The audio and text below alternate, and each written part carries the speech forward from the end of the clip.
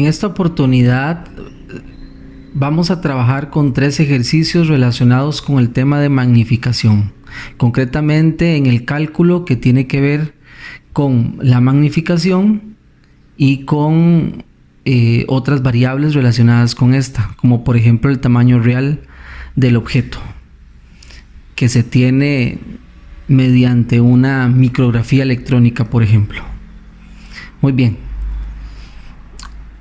A continuación vamos a considerar 3 ejercicios que han sido extraídos de Paper 2, publicados en años anteriores por el BI, por el Bachillerato Internacional. De esa manera nos puede servir como un contexto mucho más realista de lo que podríamos enfrentarnos durante las pruebas. Muy bien, dicho eso, tenemos el primer caso. En el primer ejercicio nos mencionan que tenemos presencia de una micrografía electrónica en la cual podemos observar una serie de estructuras internas de una célula. En este caso, una célula perteneciente a una glándula exocrina del páncreas. Aquí tal vez como para poder contextualizar un poquito rápido y aprovechar el ejercicio, porque también se busca eso. En el caso del páncreas, es un órgano que está constituido por una mezcla, por ejemplo, de glándulas. En este caso tenemos por un lado glándula de tipo endocrina y por otro glándula de tipo exocrina. La diferencia que hay entre una y otra es que las glándulas endocrinas, en este caso en el páncreas, lo que producen son hormonas que van a estar dirigiéndose hacia el torrente sanguíneo. En el caso de las glándulas, en este caso exocrinas, la liberación de sustancias no son hormonas, sino enzimas. Sin embargo, tenemos que recordar que tanto las enzimas como las hormonas son de naturaleza proteica, ¿verdad? Ahora bien, en el caso de las glándulas endocrinas en el páncreas, la liberación hacia el torrente sanguíneo de las hormonas están relacionadas con hormonas que ya conocemos, como por ejemplo la insulina y el glucagón, que son hormonas que están ligadas al metabolismo de los carbohidratos. Por otra parte, las glándulas exocrinas del páncreas están ligadas a enzimas, como mencionamos anteriormente, y estas enzimas son parte del jugo pancreático. En el caso del jugo pancreático, tenemos por un lado una fracción que corresponde a una serie de enzimas, ¿verdad?, secretadas por las enzimas por las glándulas endocrinas, por las glándulas exocrinas, perdón, y una fracción acuosa, que en ese caso es presencia de agua, de bicarbonato y otros. Muy bien. En el caso de las enzimas que son producidas, que son sintetizadas, almacenadas, ¿verdad?, y secretadas en la glándula exocrina del páncreas, están más ligadas a un tipo de célula que se llama células acinares, y cuando tenemos un conjunto de células acinares como unidad funcional es lo que se conoce como un acino. En este acino es donde se va a estar produciendo, donde se va a estar sintetizando estas enzimas. En este caso hay 4 tipos de enzimas de por medio. Por ejemplo, tenemos enzimas proteolíticas. Por ejemplo, ahí tenemos 2 casos: la tripsina y la quimiotripsina. Hay más, pero por ejemplo, estos dos nos puede servir como para ilustrarlo. En este caso, este tipo de enzimas, en su naturaleza, está el hecho de que permiten trabajar en el metabolismo de las proteínas. En ese caso pueden degradar proteínas para convertirlas a unidades más simples. En este caso, polipéptidos, por ejemplo, si fuese el caso, incluso hasta dipéptidos. En el caso 2 tenemos enzimas clasificadas como amilolípticas, y en este caso tenemos un caso que es el alfa amilasa, que en este caso la amilasa sería de naturaleza pancreática, porque también hay que recordar que la amilasa la podemos encontrar a nivel de saliva. En este caso esta alfa amilasa va a estar trabajando con la degradación del almidón para convertirlo en glucógeno. Un tercer tipo de enzimas presentes son las lipolíticas, y en este caso tendríamos como ejemplo la lipasa, que se encarga de degradar, de trabajar con los triglicéridos, ¿verdad?, a nivel metabólico.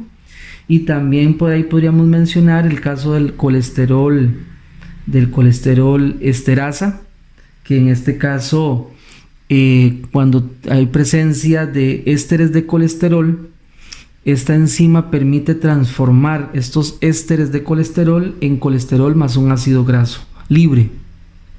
O sea, en otras palabras, es tomar la molécula de colesterol y quitarle, eliminarle un ácido graso que en algún momento se unió. Entonces, esta enzima permite quitar ese ácido graso para dejar libre la molécula de colesterol. Y esta molécula de colesterol libre es la forma en que el intestino tiende a absorberla. Y el último tipo de enzimas, el cuarto tipo, son las nucleolíticas, y ahí tenemos el caso, por ejemplo, de la ribonucleasa, que va a trabajar a nivel de ARN, ¿verdad? Y la desoxirribonucleasa, que va a trabajar a nivel de ADN.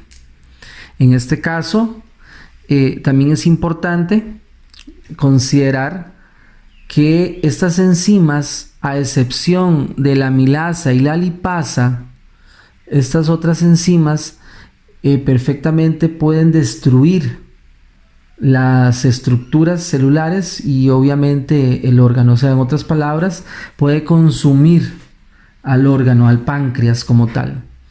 Entonces, estas enzimas, para poder evitar ese problema, se tienen de manera inactiva, y estas enzimas de manera inactiva, ¿verdad?, se encuentran en esos gránulos que podemos observar acá, ¿verdad?, a nivel de citoplasma.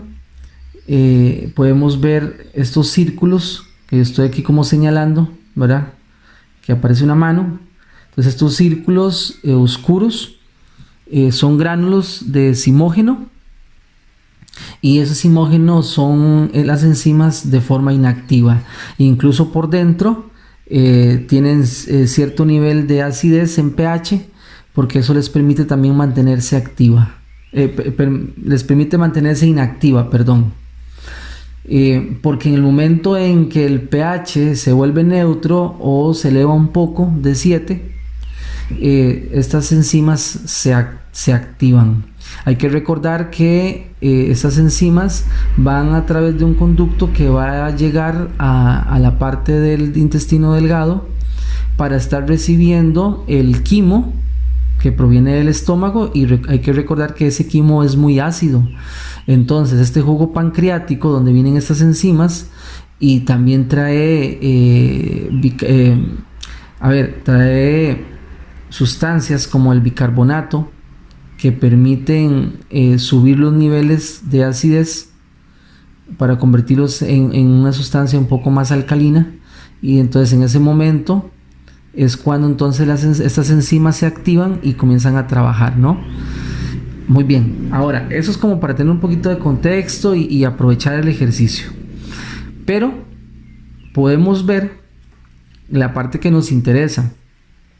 Podemos ver una estructura en la A, señalada con la A, donde es una estructura alargada. Podemos ver que tiene doble membrana, de viaje se ve que tiene una doble membrana, y tiene también unas crestas en la parte interna. Entonces Esto ya nos debería dar más o menos una idea de qué tipo de organela estamos tratando. Y en este caso, al tener esta doble flecha, quiere decir que estamos interesados en hacer la medición de la longitud. Muy bien. Otro detalle que podemos observar acá que nos interesa es la magnificación en la que se encuentra esta imagen. En este caso son 390,000 veces su tamaño, ¿no? Ahora bien, yendo a las preguntas, tenemos 3 con respecto a la número 1. Indique el nombre de la organela señalada con la letra A. En este caso, por la forma en que tiene, a veces tal vez popularmente o coloquialmente hablando, decimos que la forma es como de salchicha. Y esa forma de salchicha o forma alargada, con esas crestas internas, nos permite ayudarnos para ubicar a las mitocondrias, ¿no? Entonces en este caso estaríamos en presencia de una mitocondria. En el caso de la pregunta B, dice que cuál es la función. En este caso nada más tenemos que recordar que la función de las mitocondrias es que son proveedores o fuentes de energía para la célula, y esta energía se obtiene a partir de moléculas de ATP, y estas moléculas de ATP fueron producidas gracias al proceso de respiración celular. Entonces eso tal vez como para poder enlazarlo un poco. En el caso de la C, nos dice que determine el tamaño de la organela señalada con la letra A y una flecha doble, o sea, lo que estamos viendo anteriormente, ¿no?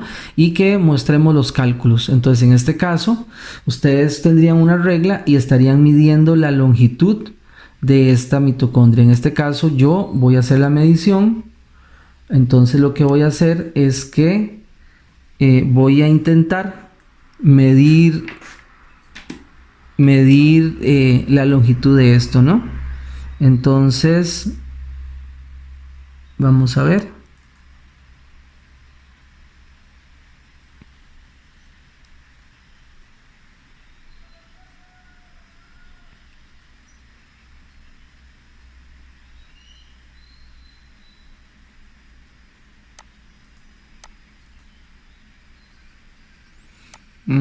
Vamos a ver, creo que debería ser un poquito más como por acá. Creo que ahí podría funcionar.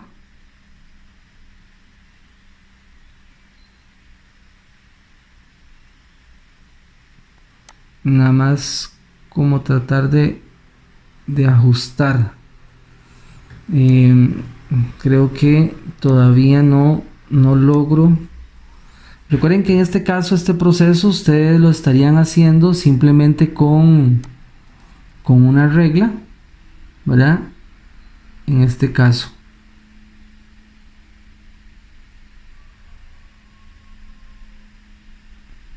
Yo creo que lo voy a dejar como por aquí. Por sí nada más es como a manera de ejemplo, ¿verdad? Simplemente nada más medimos el largo, ¿verdad? Y trabajamos con eso.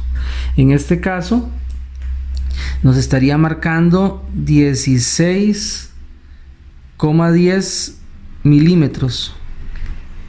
Muy bien, entonces ese dato nos va a funcionar y también nos va a funcionar la magnificación. Entonces voy a dejar por un momento esta parte. 16.10 y 390,000. Y lo que vamos a hacer es que lo vamos a trabajar por aparte. Me voy a venir por acá y vamos a ver si nos funciona esto. Entonces, encontramos que el tamaño de la imagen es 16.10 milímetros y la magnificación es 390,000 veces. Tenemos que recordar que la fórmula de la magnificación es igual a el tamaño de la imagen entre el tamaño real del objeto.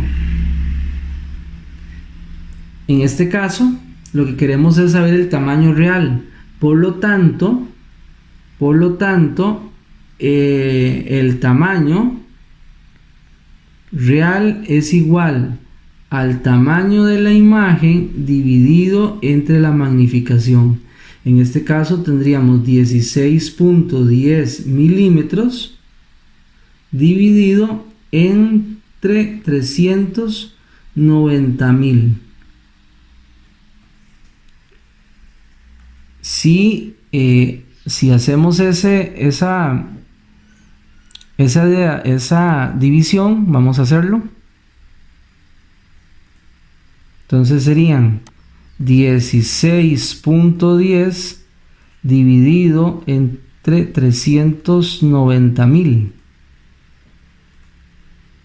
Y eso me estaría dando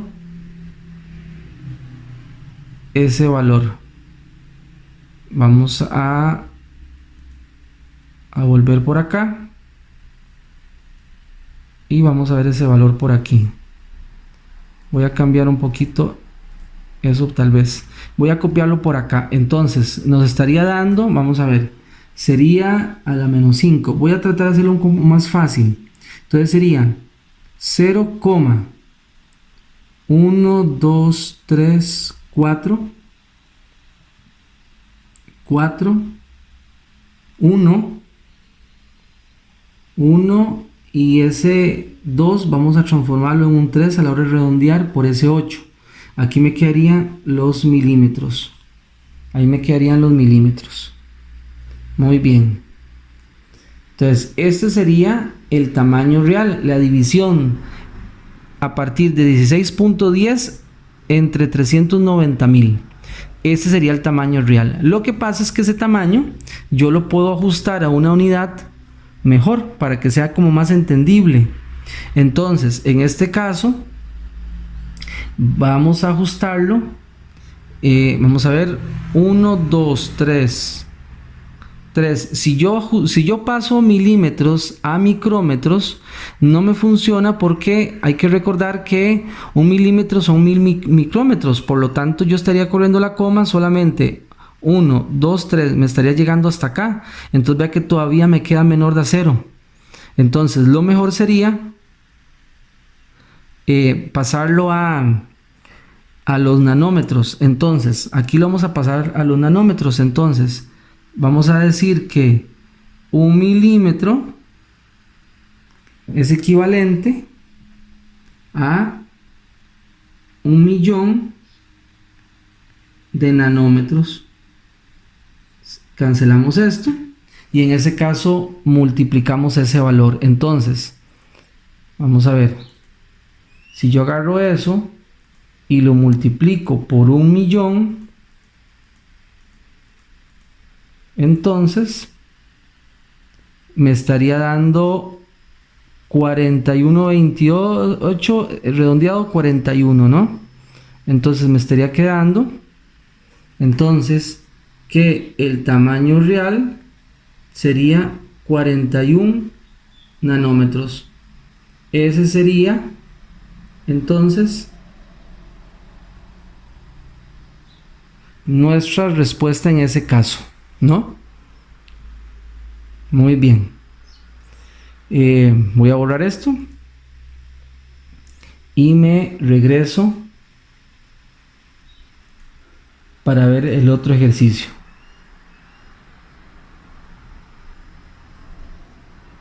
En el caso del segundo ejercicio tiene que ver, bueno, otra micrografía electrónica, pero ahora es una espora de un hongo. Este hongo tiene la característica que es un fitopatógeno, eso quiere decir que ataca a las plantas. En este caso este hongo es característico de las plantas de trigo, ¿verdad?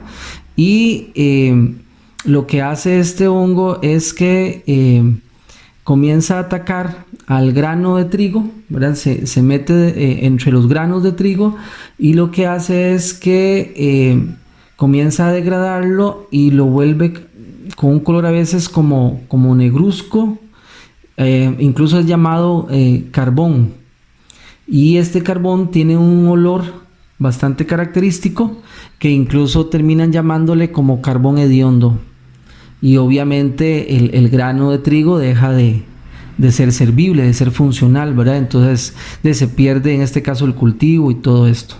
Entonces obviamente en este caso las personas que se encargan de trabajar con el trigo tienen que encargarse, ¿verdad?, de buscar fungicidas para poder eliminar ese tipo de problemas, porque estas esporas están en el suelo y luego entran en contacto con las semillas, etcétera, etcétera. Muy bien, entonces en este caso tenemos esta micro. Podemos ver la barra de escala con un valor de 1 micrómetro, ¿verdad? Y en este caso nos dice que determine el número de aumentos. Eso quiere decir que lo que quieren es la magnificación, ¿no? Número de aumentos es lo mismo que magnificación. Entonces aquí lo que vamos a hacer es, ustedes en este caso tomarían una regla y nada más marcaríamos, ¿verdad? En este caso vamos a marcar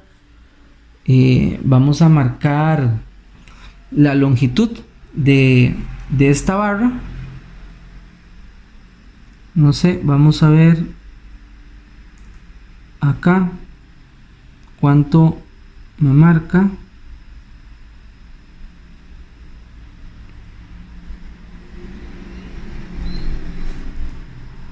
$4.77. Muy bien. Vean que es un poco aproximado, ¿verdad? Pero ya tengo un número para trabajar, 4.77, y entonces yo tendría el valor de la longitud de la barra de escala y el valor que representa esa barra. En este caso la longitud de la barra viene siendo como el tamaño de la imagen, ¿verdad?, el tamaño aparente percibido, y un micrómetro sería como el tamaño real que tiene la imagen. Entonces con esos dos datos yo perfectamente puedo trabajar. Entonces vamos a ver, en este caso recordemos que la fórmula es magnificación es igual al tamaño de la imagen dividido entre el tamaño real, ¿verdad? Y en este caso mencionamos que el tamaño de la imagen equivalía a 4.77 milímetros y el tamaño real era 1 micrómetro. Eso es lo que tenemos. Ahora, ¿qué es lo que pasa? Lo que pasa en este caso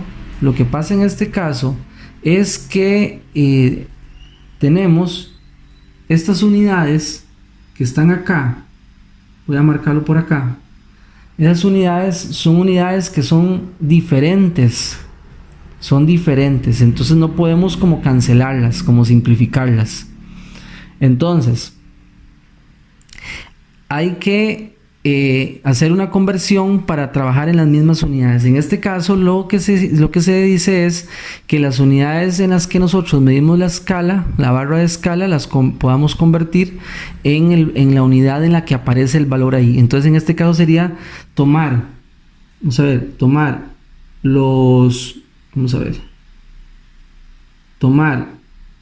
4.77 milímetros y hacer una conversión, en este caso, a los micrómetros. Entonces yo sé que 1 milímetro tiene 1000 micrómetros. Y ahora sí, esto se cancela.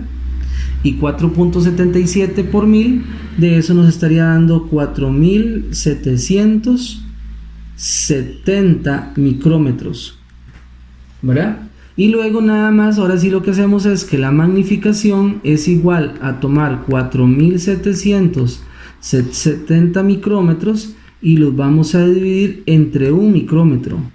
Entonces ahora sí podemos cancelar eso y nos va a quedar 4770x, que quiere decir casi 5000 veces de aumento, ¿no? Y de esa manera ya tendríamos el ejercicio 2. Muy bien, voy a borrar aquí para poder hacer el que sigue. Vamos al ejercicio. Ya en el último caso, lo que nos piden es que calculemos el ancho real del cristal, ese cristal que está acá, y el otro es que nos piden el largo real de la célula vegetal. Entonces esto es una micrografía donde tenemos células vegetales y en estas células vegetales hay unos cristales ahí incrustados, ¿no? Ahora bien, vamos a hacer esto. En este caso nos dan información donde dice que la imagen está aumentada a 1700. Entonces ya tengo este dato más este otro dato, yo puedo calcular el real, ¿no? Entonces lo que voy a hacer es, o lo que ustedes harían es igual otra vez tomar la regla y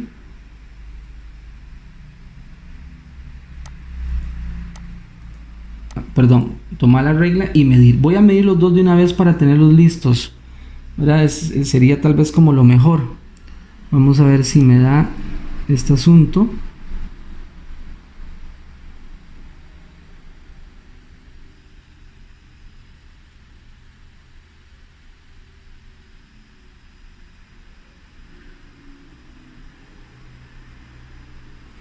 Vamos a ver, aquí estoy tratando de encontrar un número más o menos que sea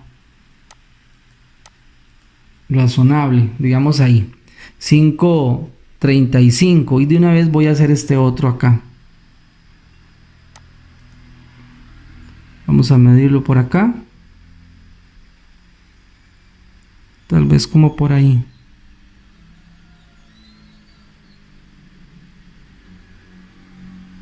Vamos a ver algo más o menos, no sé, ahí 60,12. Muy bien. Entonces, ahora sí, una vez que tenemos esas medidas, entonces vamos a poder trabajar.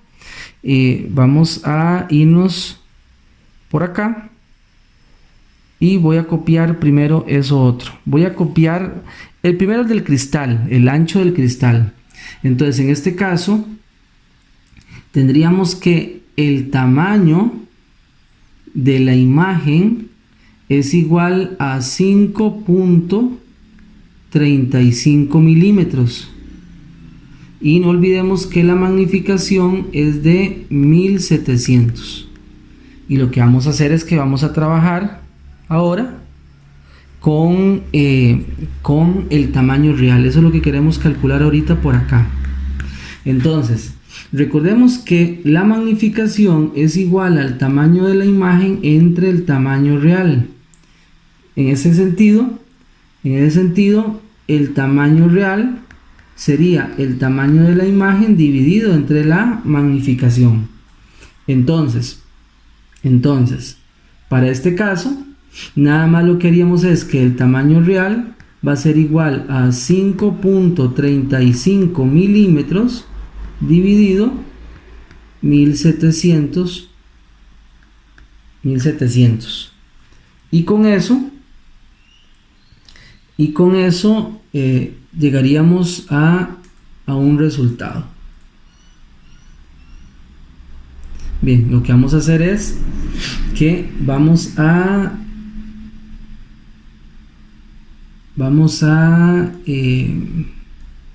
dividirlo. 5.35, vamos a ver.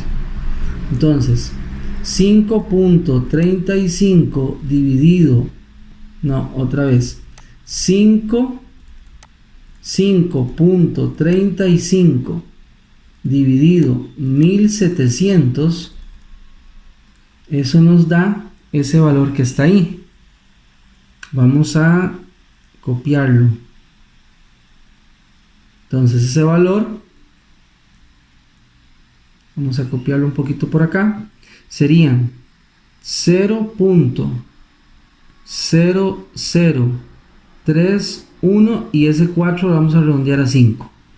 Y en este caso me quedan milímetros. Ahora sí, vamos a verlo mejor así.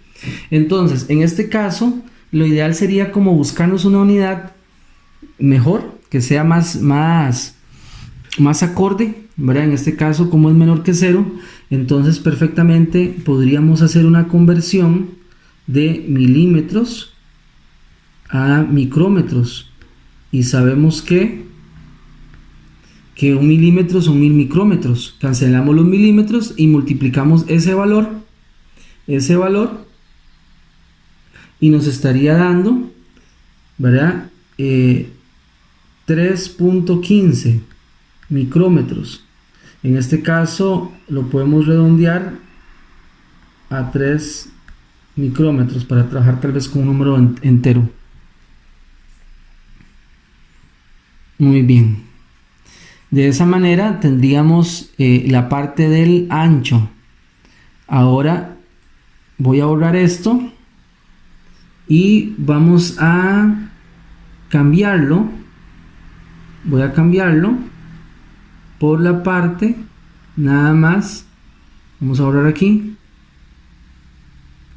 para no tener que borrar como todo. Vamos a ver cuál sería el otro resultado. El otro resultado, el de largo, ¿verdad? Eran 60.12. 60.12. Voy a cambiar esto de color, tal vez como para que podamos vernos mejor. 60.12. Entonces, nada más aquí lo que hacemos es que ahora metemos 60.12. Ahora dividimos 60.12 entre 1700 y eso nos va a dar 0.0354. Y hacemos la misma conversión y eso nos va a estar quedando 35.4 y nos quedaría 35 micrómetros.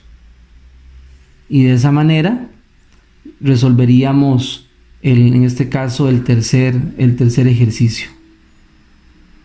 El tercer ejercicio, que sería ahí. Entonces, espero que podamos haber entendido, ¿verdad? Y que les pueda servir también para sus futuras prácticas y obviamente para los papers.